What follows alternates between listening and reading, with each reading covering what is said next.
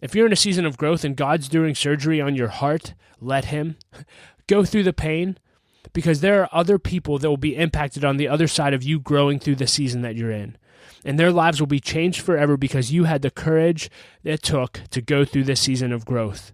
This is the L3 Leadership Podcast, episode number 236.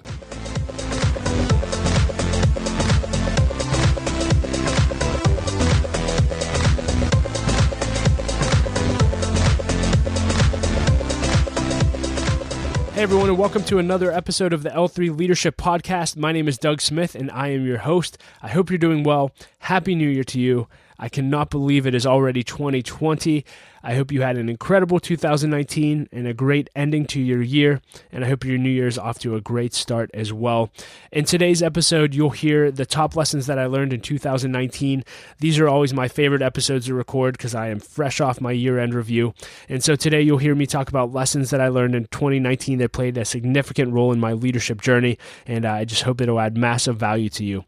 But before we dive into the lesson, just a few things I want to share with you. First is registration is now open for our second annual L3 One-Day Leadership Conference, which is going to be on Friday, March 13th, 2020, right here in Pittsburgh, Pennsylvania. Last year, we sold out and had over 220 leaders in the room. This year, we're shooting for over 400. Leader, let me just tell you, you need to be in the room and you need to bring your team. You have no idea what happens when you show up in a room, a lesson that you'll learn, a connection you'll make. You have no idea. So make sure you get there. And we are running a special for the new year from January 1st through January 5th. When you register, you'll get 20% off of your ticket by using the promo code L3 New Year. Again, that's promo code L3 New Year, and you can register at l3oneday.com/register. Hope to see you there. Cannot wait. This episode of the podcast is sponsored by Baritone Advisors. The financial advisors at Baritone Advisors help educate and empower clients to help make informed financial decisions.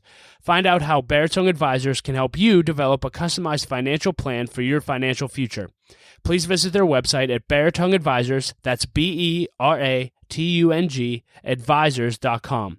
Securities and investment products and services offered through Waddell & Reed, Inc., member FINRA and SIPC. Baritone Advisors, Waddell & Reed, and L3 Leadership are separate entities. I also want to thank our sponsor, Henny Jewelers. They're a jeweler owned by my friend and mentor, John Henny. Not only do they have great jewelry, but they also invest in people. In fact, they give every engaged couple a book to help them prepare for marriage, and we just love that. So if you're in need of a good jeweler, check out hennyjewelers.com. With that being said, let's dive right into the lesson. Here's the top lessons I learned in 2019. Enjoy. Hey everyone, today I'd like to talk to you on the subject, the top lessons that I learned in 2019. Every year in January, I record an episode like this, and it's my favorite episode to record because it means that I just got done with my year-end review, and I extracted every single lesson that I possibly could from the year in which I just lived, and then I share it with you. And so I'm so excited to share this content with you today. But before we dive into that, I do want to encourage you, if you've never done a year-end review, and you're listening to this and it's January, it's not too late. I cannot encourage you enough, leaders, to have a year-end review process. This is something I've been doing for 15 years, and it's one of the most meaningful things I do for my personal growth and development. And it's a practice that I learned from John Maxwell. John Maxwell always says that experience isn't the best teacher, evaluated experience is. And reflection turns experience into insight. And so many times we think just because we get another year older, we're automatically another year smarter, wiser, etc. But that's not necessarily true. If you actually don't take time to reflect on and extract the lessons that you need to from the year you just lived, you're missing out on a huge opportunity for your personal growth. And so if you don't have any idea how to do a year-end review, I actually have an entire podcast episode where I walk you step by step through my process. It's episode 174 of the L3 Leadership Podcast. You can just Google L3 Leadership, how to do a year-end review, and you'll find it. And I actually have a document you can download as a template to start your year-end review. So make sure that you do that, and I promise you will not regret it. So with that being said, let's dive right into the top lessons that I learned in 2019. Just a few thoughts here on how I actually put this lesson together. Again, I type up my entire year-end review, and I have two sections within that year-end review that I extract lessons from. The first section is lessons learned, and so I go through all of my journals and any quotes that stuck out to me that year, any thoughts that people shared with me, any things that people said to me that I thought were incredible, anything that I processed personally and reflected on that I think is great, all go under lessons learned. And so So that usually fills up pages and pages. And then I have another section called Things God Spoke to Me. And in my quiet times, if I believe God spoke something to me, I'll write that out. And then I look through those two sections and I pick out the things that I think will add the most value to you. And I put this episode together. And so that's how I got these lessons. The topics that I'll be covering today, there's 5 of them. Number 1 is growing your capacity. That was the number 1 theme of my year, and I have a lot to say about that. I'll talk to you about the leadership lessons that I learned this year. I'll talk to you a little bit about mentoring. Mentoring was a big theme this year. I'll talk to you about faith and what I learned in my relationship with God. And then lastly, I'll talk to you about loving people, which was another huge area of growth for me this year as well. So those are the categories we'll go over. Let's dive right in to growing your capacity, which was my main theme of the year. And let me just say this about growing your capacity. You know, growing your capacity sounds great, and it sounds like something we all want to do. And it's certainly something I want to do. I love personal growth. But, you know, there's a prayer that I encourage people to pray often and that I pray often. And the prayer is this. It's, God, develop me as quickly and as solidly as possible. God, develop me as quickly and as solidly as possible. And I love that prayer, but let me just tell you this. Don't pray that prayer unless you actually want it answered. And if you want it answered, let me tell you this, that sometimes when God answers it, it means you're about to enter a challenging season. You are about to enter a challenging season, and that's exactly what 2019 was for me. It was an incredibly challenging season. I just made a list of a few things that were areas of growth for me and stretched me beyond my comfort zone when I started the year in 2019. I was learning how to lead at the executive level in a new position at the nonprofit that I serve on. I was learning how to manage a team of 13 employees. I was learning how to meet our budget while increasing all revenue channels, while kicking off and raising $20 million for a capital campaign that we're in. I was kicking off our first L3 one-day leadership conference. I was running L3 leadership on the side. And of course, I have 2 little girls at home and a working wife as well. And so learning how to balance all of that was insane. And to be honest with you, in the beginning of the year, I felt completely underwater. I was stressed out, and I just didn't know what to do. And then I was reading a devotional that I found on the YouVersion Bible app that changed everything. It was a devotion by Brian Houston, the pastor of Hillsong Church, and the devotion was called Increase Your Capacity. Increase your capacity. And in the devotion, Brian said this. He said, "You don't have a stress issue. You have a capacity issue. And if you run from things that are applying pressure to you, you'll step away from the path and purpose in life and live unfulfilled and dissatisfied. The key to increasing your capacity is allowing God to work in your life and stretch you beyond your comfort zone and enlarge your capacity to overcome challenges."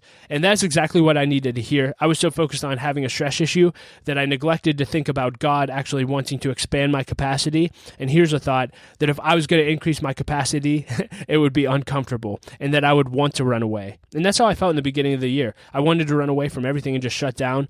But reading this devotion really helped me say, okay, God, I'm going to take expanding my capacity one day at a time, and I won't look back. And so, listen, if you feel like you're in a challenging season of growth or underwater, please go read that devotion by Brian Houston. It could change your life. It did mine. So again, that's Increase Your Capacity by Brian Houston. So when it comes to personal growth and growing your capacity, here's a few thoughts on growth. First, I did do an episode earlier this year that actually got a ton of traction and helped a lot of people. It was called 7 Things to Do When You're in an Intense Season of Growth. It's episode 221 of the podcast. Again, I encourage you, if this is an area that's hitting home for you, go back and listen to that. I think it'll help you. But here's some thoughts on growth for this year. Number 1, let God be the architect of your growth. And I've kind of already talked about this. If you pray that prayer, God, develop me as quickly and as solidly as possible, God will be the architect of your growth. But just some thoughts on that, because I think it's so important. You know, God knows exactly the areas that you need to grow in. He knows areas that you need to grow in that you're not even aware of yet. He knows what you're ready for and what you're not ready for. And so to partner with the God of the universe on your personal growth plan, I can't think of a better way to grow, even though it can be uncomfortable. I love what Norman Vincent Peale said. He said, ask the God who made you to keep remaking you. And that's all expanding your capacity and growing is remaking new versions of yourself, and you get better and better and better. But again, I just want to challenge you. It's going to be challenging. If God's the architect of your growth, John 15:2 says that he cuts off every branch of mine that does not produce fruit, and he prunes the branches that do bear fruit so they will produce even more. And so listen, if you're listening to this, you're a leader, you're making a difference, you're probably bearing some fruit. But if you want to bear more fruit, it's going to require pruning. And sometimes pruning does not mean comfortable. And so some other thoughts on growth that were meaningful when it comes to pruning. Craig Groeschel's mentor, he said this in a book. In fact, I'll just mention the book. Sam Chan wrote a book called Leadership Pain. Absolutely phenomenal. If you're going through a season of growth, read Leadership Pain by Sam Chan. But Craig Groeschel talks about a story in there, and he said his mentor came to him when he was a young leader, and he said, "Listen, Craig, the only thing I can guarantee you is that God is going to break you." That's comforting. The only thing I can guarantee you is that God is going to break you. And I felt like I could certainly relate to that this year. I felt like God was breaking a lot in me. Good things to break, right? Character issues, attitudes, heart issues, everything. And so I love that quote. Sam Chan said this in the book. He said, "You'll only grow to the amount of pain you're willing to deal with." Isn't that good? And T.D. Jakes said this about God's preparation. He said, "There is no way God will present to the world an unrefined, unfermented, and underdeveloped product." Isn't that good? There is no way God will present to the world an unrefined, unfermented, underdeveloped product. And let me just tell you this. If you're in a season of growth and God's the architect of your growth, trust him and let him do his thing. You cannot grow your capacity without giving your total trust and growing your trust in God. And so just learn to trust God if he's the architect of your growth. The second thought on growth that I share often is, listen, focus on being developed, not discovered. Focus on being developed, not discovered. When I went through this section in my year-end review of things God spoke to me, over and over again, this theme came up. Doug, I'm developing you. I'm developing you. I'm developing you. Trust me, trust me, trust me. And a question that God asked me one time in my devotions was so challenging. He said, Doug, are you willing to lay down what you want in this season for your life for what I want in this season for your life? I'll say that again because it's so good. Doug, are you willing to lay down what you want in this season for your life for what I want in this season for your life? And I think that's a question that all of us have to ask if we're going to develop to our maximum potential. And let me just say this about seasons and patience. The most meaningful thing I can share here is God dealt with me when I did my decade review when I turned 30. He said, Doug, in your 20s, I built a foundation for you to build your life on. In your 30s, I'm going to give you something to say. And in your 40s, I'm going to give you the platform to say it. Now, that sounds really, really great, and it actually did give me a lot of peace. But I was shocked how many times this year specifically that I realized that I just wanted to be in my 40s, right? That I wanted to skip having something to say or getting something to say, and I just wanted the platform to say it. And I just think about leadership, and I think so many leaders today, they all want something to say, but they're not willing to go through what they need to go through to get something to say. And I think for me, if you're just going to focus on being developed and not discovered, God will take care of the rest. And in fact, I would tell you this, leader, if God wants to make you a name, if he wants to give you a platform, if he wants to use you greatly, let him do that. Let him do that. A scripture that really helped me with this is Joshua 3:7. And this was God speaking to Joshua. And he said, today I will begin to make you a great leader in the eyes of the Israelites. They will know I am with you, just as I was with Moses. Today. That was after Joshua served Moses for 40 years, right?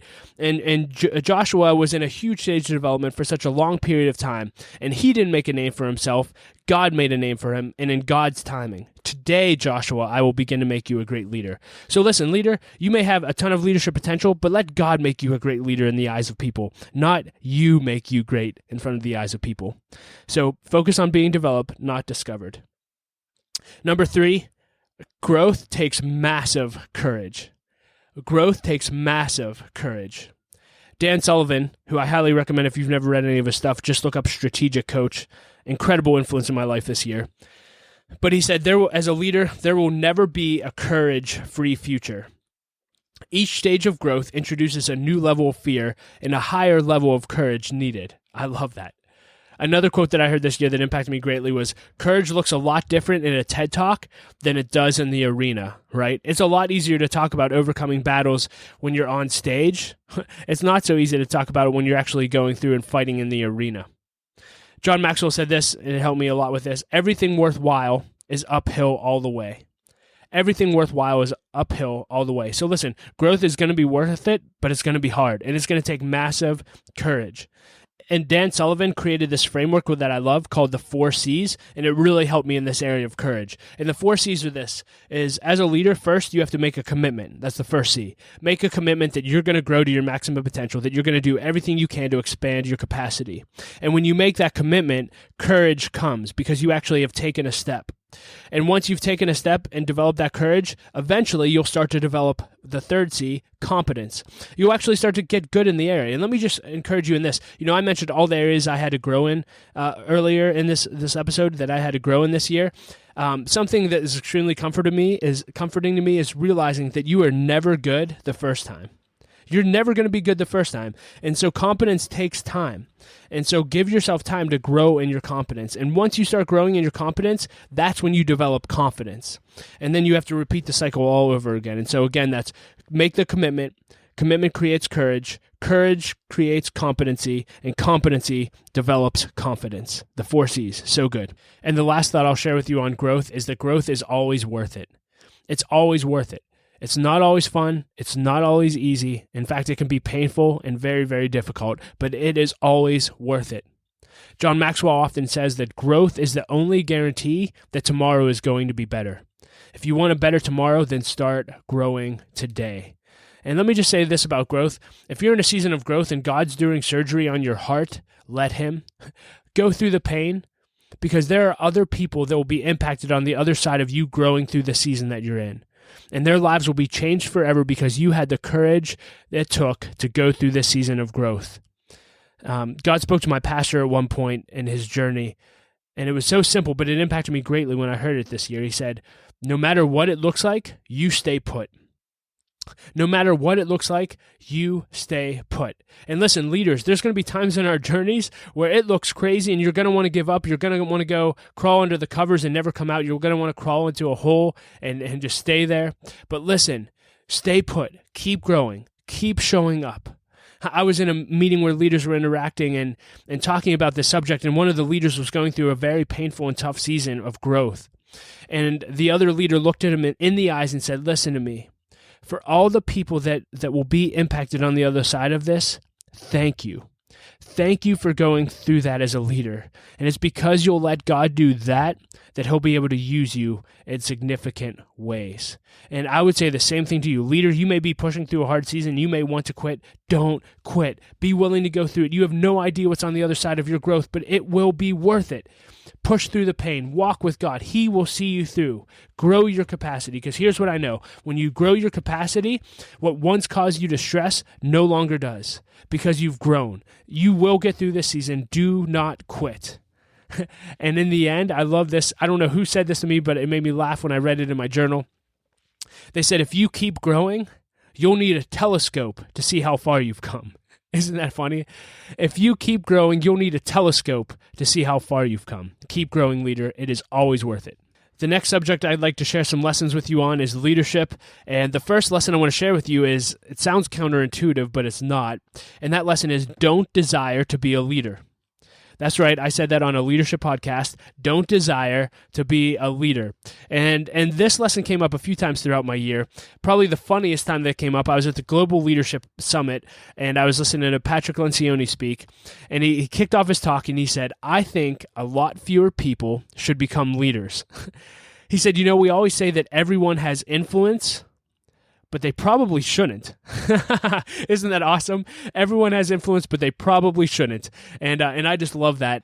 And I was meeting with a leader earlier this year, and I looked at him and I said, if you could give any advice to next generation leaders, what would you tell them? And he'd said, I'd tell them, don't seek leadership. Do seek opportunities to serve, and leadership will follow. I'll say that again because that is pure gold. Don't seek leadership. Do seek opportunities to serve, and leadership will follow. And that is so good. And I think if a lot of people knew what leadership actually entailed, they wouldn't desire it. Because leadership is tough. Leadership's hard. I'm about to jump into that as a lesson. But I think instead of asking the question, do I want to be a leader or don't I think the question we need to ask is, why do you want to be a leader? And if your answer is anything other than serving people and making life better for others, then don't become a leader. And the second lesson I learned about leadership is that leadership is hard. Leadership is hard. It is a full contact sport. There is always pressure. There are always fires to put out. There are always decisions that need to be made. There is always stress. And by the way, there's also life outside of your leadership responsibilities. And I was at a conference sharing my journey with a leader that was sitting next to me, and I was saying, hey, I have young kids. My wife works. I have a leadership role. And he looked at me and said, Doug, you're in what I call the vice grip of leadership. That season when you have young ones, that you're just getting your first leadership role, etc. In this season, Doug, reality is your friend. Call it what it is. God is big enough to handle it. And when he said reality is your friend, and I need to own the reality of the season I'm in, I think as leaders, the sooner we can come to owning the reality that leadership is hard, the easier our leadership journey will be. And something that really set me free in this area is John Maxwell made this statement this year that was so profound to me. And he said, listen, if you're a leader, there will never be 2 easy consecutive days in your life.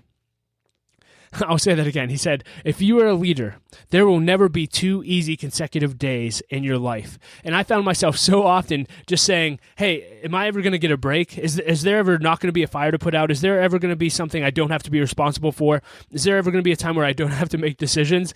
And it was at that moment when I heard John make that statement that I said, nope. And I had to own that reality. But it's part of being a leader. And if you're a leader, that's what comes with the package. And so leadership is hard. It's what you signed up for. Lead well and own the reality that leadership is hard, and it's always going to be hard, and there's never going to be 2 easy consecutive days in your life. The third lesson that I learned about leadership this year is that leadership matters, and it is a sacred privilege. Leadership matters, and it is a sacred privilege. I love what Ed Glover says about leadership. It's one of my favorite leadership quotes. He said, nothing happens without prayer, money, and leadership. And that is an absolute fact. Everything rises and falls on leadership. And what I learned this year is that it matters that I lead. It matters as a leader that I'm present. It matters as a leader that I speak up. It matters as a leader that I confront. It matters as a leader that I put the organizational first. And I could go on and on and on. At the end of the day, leader, what you do matters. Leadership is so important. And it's not just important, it is a sacred privilege, and it is a gift from God. Take it seriously and steward it well. And the last big lesson I learned on leadership this year was leaders, we just need to relax a little bit, okay? We just need to relax. And I'm mainly talking to myself, and several thoughts here that were significant to me this year. Number one is how you measure success is extremely important.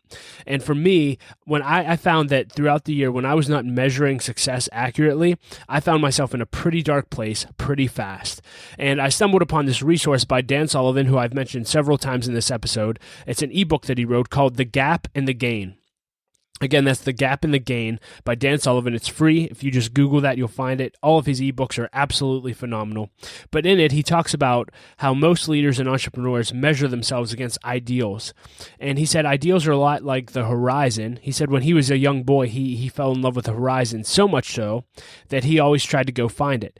And he said the horizon is a funny thing. The more you go looking for it and the closer you get to it, the farther away it actually is. And he said oftentimes when we measure ourselves against our ideals, that's how it is. You're chasing something that you can never, ever get to. Instead, how we should measure our progress is measure backwards from where we came from. And that was such a refreshing tool. And so I took my journal and I said, okay, where did I come from? And I started when I started living intentionally at 17 years old. And I just started writing where I was then and, kind of the whole journey to where I am now. And all of a sudden I was filled with energy. I was fired up and I was no longer depressed or in a dark place because I was measuring success accurately. Leaders, stop measuring against ideals and start measuring how far you've come. You'll be shocked at what that does for you. The second thought when it comes to relaxing as a leader came from a friend and mentor, Larry Betancourt, and we were having coffee, and usually when we have coffee, he'll have some form of encouragement on his heart for me, and he looked at me one time over coffee this year, and he said, Doug, you're the leader you need to be right now. You're the leader you need to be right now, so slow down, enjoy the girls, enjoy Laura, enjoy the season of life you're in. And that meant so much to me, and that encouraged me so much, because again, it goes back to measuring. And if I'm constantly measuring against the ideal leader I think I need to be, then I never actually enjoy the leader I am right now on the way to get there. And so leader, maybe you're listening to this and you need to hear that. You are the leader you need to be right now. Right now. So slow down and enjoy it. And listen, God put you where you are for a reason. You're a leader for a reason. And God could have put 6 billion other people in the position that you're in, but he put you there. And I love what Clint Hurdle is the manager of the Pittsburgh Pirates and unfortunately got let go this year. And when he was talking about being let go, he said, listen, I said from day one that if God wants me to sit in that seat as manager, no one can stop me from being in that seat. And if God wants me out of that seat, no one can stop me from being out of that seat. And I think that's such a great perspective as a leader. You know, we should hold our positions lightly and just say, hey, I'm in it now. God has me here and he may have something different for me, but for now, I'm going to be the leader I need to be in this season. Leader, you are the leader you need to be right now, so relax. The next thought when it comes to relaxing is just simply keep a proper perspective. 2 things help me in this area. One, I read a quote somewhere that said, in 50 to 100 years, no one will remember that big project you're working on that's keeping you up at night. And in my leadership journey this year, it was the first year where I had multiple nights where I was up all night and worried and just felt pressure, etc. And I really didn't know how to deal with that. But my father-in-law and I were meeting, and I was asking him questions about management. And I asked him about this. I said, hey, how do you deal with things that keep you up at night? And he said, let me just tell you this, Doug. He said, the things that keep you up at night are never as bad as they seem when you wake up. And that, for whatever reason, that set me free. It was so refreshing to hear that. And so now, when I feel those burdens at night and want to stay up, I just say, you know what? I'm going to wake up. It's not going to be as bad as I think it is. And I'm going to go to work and I'm going to work on all these issues. And I'm just going to go back to sleep. And that's worked magically. And so leaders, listen, we just need to relax. And at the end of the day, the last point under relaxing is just trust God. Just trust God. I was listening to Mark Cole share a lesson. And Mark Cole, if you don't know him, he is the CEO of John Maxwell's companies. And I don't know what mistake he made, but he made a mistake that was pretty large, and he actually thought it was going to, ruin the company and all these different things. And he met with John, and he just said, John, I'm so sorry I made this decision. It's going to ruin everything. And he said that John looked at him and he said, Mark, you don't have the power to stop this or make it happen. This is bigger than both of us, and God, this is something that God has made happen, and he'll continue to make happen. And I thought that was so good. I think so many times we get so focused on ourselves and take ourselves way too seriously, and we forget that if you're following God, God is in your leadership journey, and he will see you through. And oftentimes the efforts we're in charge of leading, they're not our thing, they're his thing. They're his thing. And so we have way less power in a lot of things than we think we do if we're walking with God. And so, leader, I hope that encourages you to relax. Just relax. I know I need to hear that pretty much every day. The next area I'd like to talk to you about is mentoring. Mentoring is an area that I try to grow in every single year, both as a mentor. I try to be a better mentor to others every single year, and as a mentee. I try to be a better mentee to those who mentor me. And so there are some thoughts that were significant in my year-end review that I thought that would be worth sharing with you in the area of mentoring. And the first one is a quote from Warren Buffett. And I thought this was such a great principle. He said, listen, do 10 things for someone before you ask them for something. Wow. Do 10 things for someone before you ask them for something. Just implement that. I have nothing else to say. That speaks for itself. Implement that. Do 10 things for someone before you ask them for something. The second is just a mindset to have when you go in and meet someone new, whether it's a mentor, a mentee, a potential client, etc. And it's a principle by Dan Sullivan called Number 21. And Number 21, the principle is when you meet with someone, it's likely that they have at least 20 relationships that are more important than you in their life. And so the question you need to ask yourself is, how can I be number 21? How can I set myself apart from the thousands of other people that are trying to be in their top 20 relationships? And I think if you go back to the Buffett quote, that's a great place to start. What are 10 things you can do for them to set yourself apart? The next thing, this is more in getting meetings with mentors. John Maxwell did a phenomenal podcast lesson at the end of the year where he walked you through his process for when he meets with people bigger and better than him. And he made the statement that I thought was so profound. He said, listen, if you're meeting with someone and they're bigger than you, then they have bigger and better things to do than to be with you. So respect their time. And it just really challenged me. When I'm meeting with a leader that's bigger than I am, what am I doing with that time and how intentional am I being? Really challenging. And then the last point under mentoring that I want to share with you has more to do with mentoring others. And this is just a great question to have in your list of questions when you meet with someone. And it's called the Dan Sullivan question. Again, a lot of Dan Sullivan in today because he made a huge impact on my life last year. But the Dan Sullivan question is this. Hey, 3 years from now, what needs to happen to you, both professionally and personally, for you to be satisfied with your progress? Such a great question.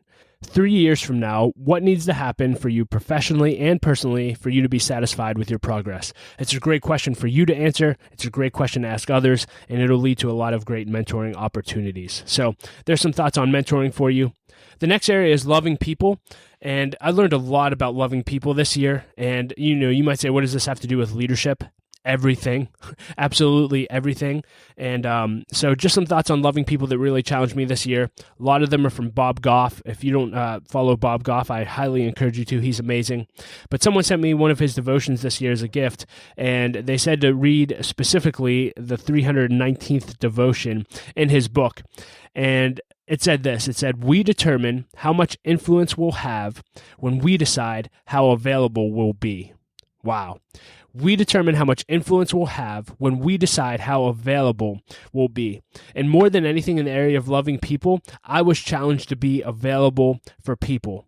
And Bob went on to say, he said, listen, God didn't make me better looking. He didn't make me more athletic or smarter, but he did give me the ability to be available.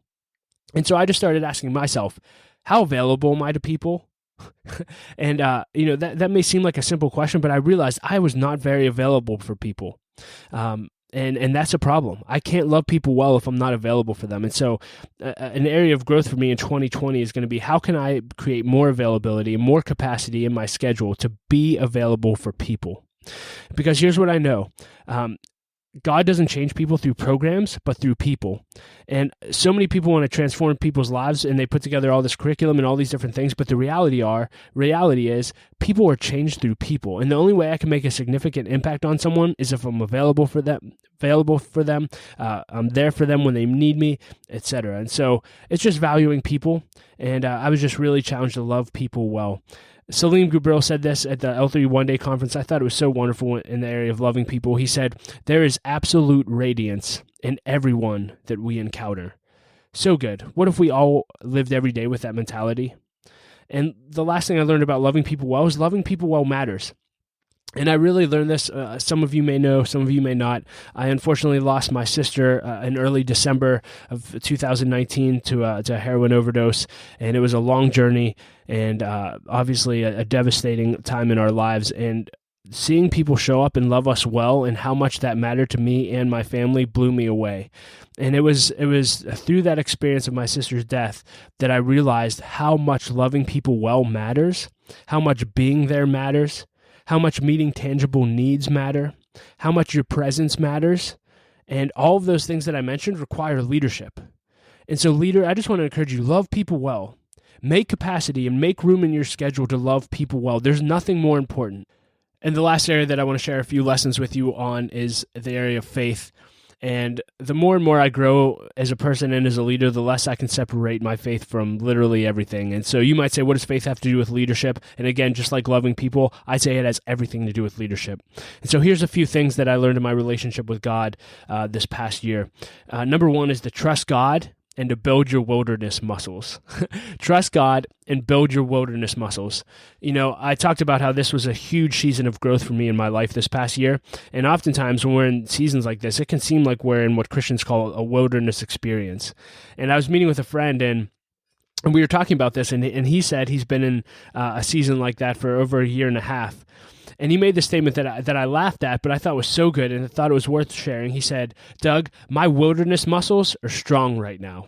My wilderness muscles are strong right now. And that just really challenged me. It's like, listen, when you're in the middle of the wilderness, when you're in an extreme season of growth, you are building your muscles, baby. So build them and get strong and trust God through the journey. And listen to me, most often when you feel overwhelmed in a season of growth, it's because you're not trusting God. So I had a coworker come up to me and basically said, Doug, I know this sounds really, really simple, but I just don't think you're trusting God. And I was like, well, you know what? You're actually right. And Proverbs 3 verse 5 and 6 says, trust in the Lord with all of your heart. Do not depend on your own understanding. Seek his will in all you do, and he will show you which path to take. And if we just read that verse and lived it every single day, I think a lot of our worries would go away, a lot of our fears would go away, a lot of our stress would go away. Just trust God. And the last point when it comes to trusting God is this question that God's asked me before, but he asked me again this year. And the question is simple. He said, what if you knew it would happen? And to give you context for this, there was a 5-year period from the time I was 18 to 23 where literally every day in my journal I'd probably write, am I ever going to get married? Am I ever going to have a family? Am I going to marry Laura? And I spent 5 years worrying about that day in and day out. And finally God dealt with me one day and he said, Doug, what if you knew it would happen? What if I could fast forward your life 10 years from now and you know you'd be married, you know you have kids, and you know you'd be happy? Would you stop worrying about this? And I said, yes, God, do you have that on DVD? And he didn't have it on DVD, but he did deal with my heart. And he said, Doug, I know the desires of your heart. If you'll just follow me, I'll give you the desires of your heart. And fast forward, I'm married, I have kids, and it played out exactly how God said it would, and I stopped worrying, and I probably saved myself years more of worrying. And it was the same thing this year. There was, when it came to the season of growth in my life, there's a lot of questions that came up that I actually wrote in my year in review too, of am I enough? Do I have what it takes? Am I a good leader? Am I going to be a good leader? Do I have the capability of growing into a great leader? And all these questions kept causing me stress, anxiety, and all these different things. And God basically just dealt with me, Doug, what if you knew it all would happen? What if you knew that in 10 years you'd be exactly where I want you to be, doing exactly what I want you to do? Would you stop worrying about that? And I said, yes, sir. And lesson learned. I learned that the first time. And so really, I've learned to just hand everything over to God and say, God, all those questions I have, all the lies that the enemy throws at me, I'm just casting my care on you, and I'm just going to walk with you and trust you daily. I hope that encourages you, leader. Trust God and build your wilderness muscles. The second lesson I learned under the category of faith is you can lose a lot of things, but you can't lose God. You can lose a lot of things, but you can't lose God. Now, this has a lot to do with identity, and identity is something that I grow in deeper and deeper every single year. But there's a statement that a pastor I listened to, Keith Moore, made years ago that significantly impacted me. And he said, if you put your identity in anything that you can lose, you're in danger of a crisis. Because if that thing goes away and all of your identity was in it, you're going to get to a dark place really, really fast. And what we need to do as believers and as leaders is put our identities in the one thing we can never lose, and that's God. And so many times this year as a leader, there was times where I feared, do I have what it takes? Am I going to keep this position, etc.?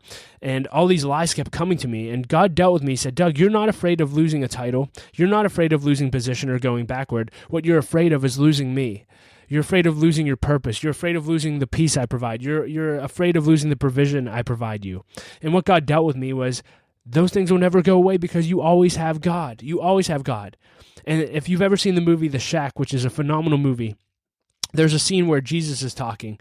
And he was talking to a man, and he said, anytime you're imagining a future and have fear, you're imagining a future without Christ, and that does not exist.